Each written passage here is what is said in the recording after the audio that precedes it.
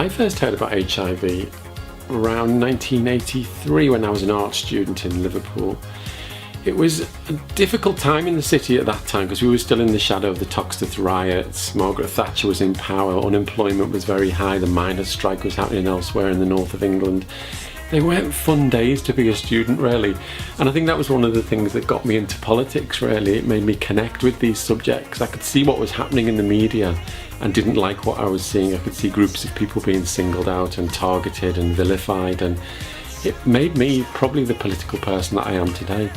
I probably realised early on that I didn't necessarily want to just be designing stuff to sell dog food or perfume or adverts in magazines. I wanted to do something quite important with my skills, and so I was really lucky in 1987 to get my first job working for the NHS, and that was the same year that Don't Die of Ignorance came along, the apocalyptic campaign that the government put together.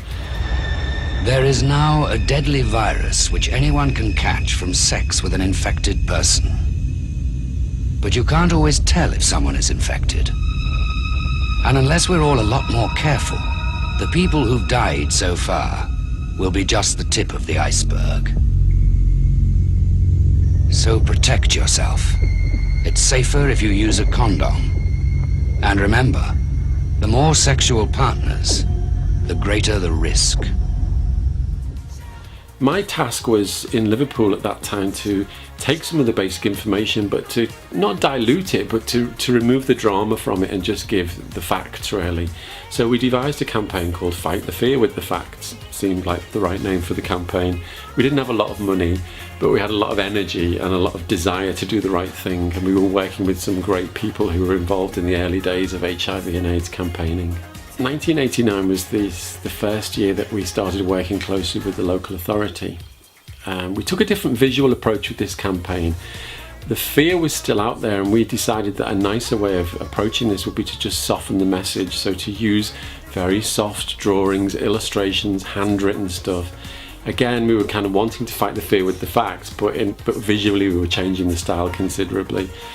With messages around kind of, take care of the one you love and that sort of thing. It was all very much in contrast to what was going on with the government messages. These materials eventually were adapted into another campaign called Alter Attitudes to AIDS, which got on the radar nationally, really. People like the National AIDS Trust, the Terence Higgins Trust, the Health Education Authority were seeing the work that we were doing in Liverpool and loved it, and we were getting a lot of accolades for it. So we were having people wanting to buy the resources. So we were a small team producing stuff just for Liverpool, but we were punching way above our weight. We were creating what actually turned out to be a national campaign because so many people wanted the materials.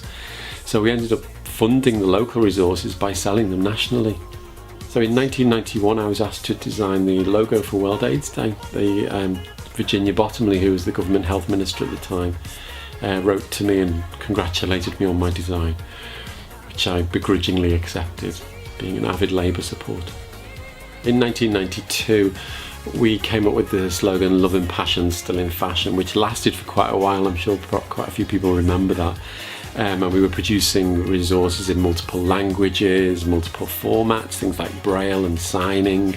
So we were really starting to try and get into areas where people were socially excluded. In 1995, the red ribbon was established as a symbol for HIV and AIDS awareness. So it made sense for us to use that design, and I was lucky to have one of the designs that I put together used by the National AIDS Trust for some national advertising. It was used on millions of condoms, and you'd see it absolutely everywhere. And I worked quite closely with the National AIDS Trust and people like the Health Education Authority at that time. In 1997, the National AIDS Trust appealed to designers across the country to put together pieces of art that they could use for campaigning and education, and I put together a design called Turn Tears into Hope.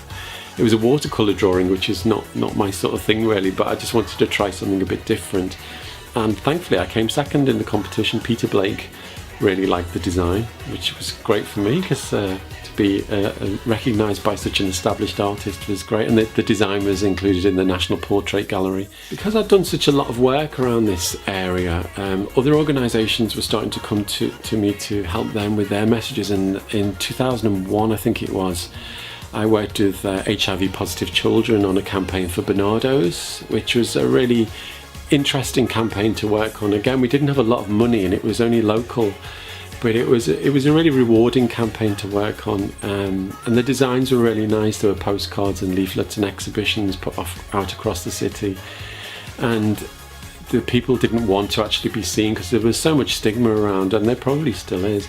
So I came up with this idea of using people's handwriting to personalise the message. So the young people all wrote specific phrases about how they felt, and I used that in conjunction with blurred out images and positive, optimistic colours to present the information. In 2002, HIV and AIDS was starting to disappear off the agenda. It was almost like people had got fed up with the subject. It was like, oh, that was yesterday's news. Of course it wasn't. The statistics still showed that figures were going up and people still needed information. There was a lot of complacency. But people were tired of the subject, particularly the media. It was like they'd already said everything that they could. So we changed the name of the campaign to Sex Sense and broadened it out to include other issues, not just HIV and AIDS. The Beasties campaign was an extension of this, really. I came up with a series of characters that we could use to informally explain to people what these conditions were. So, for gonorrhea there was little horny creature, and there were little characters. It was almost, I suppose, it was like the Mr. Men of sexually transmitted infections.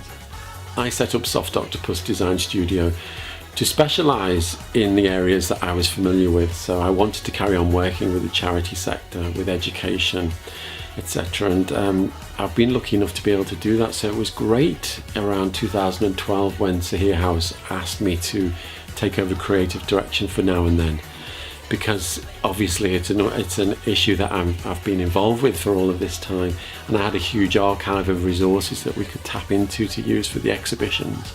It's been a pleasure working on this project. It's been great working with people who still care about this subject. And I think it's important as well for the UK. This hasn't been done elsewhere. I think it's great that we've done it in Liverpool, another first for the city. And it's been brilliant to see the energy and passion that people have had for this subject.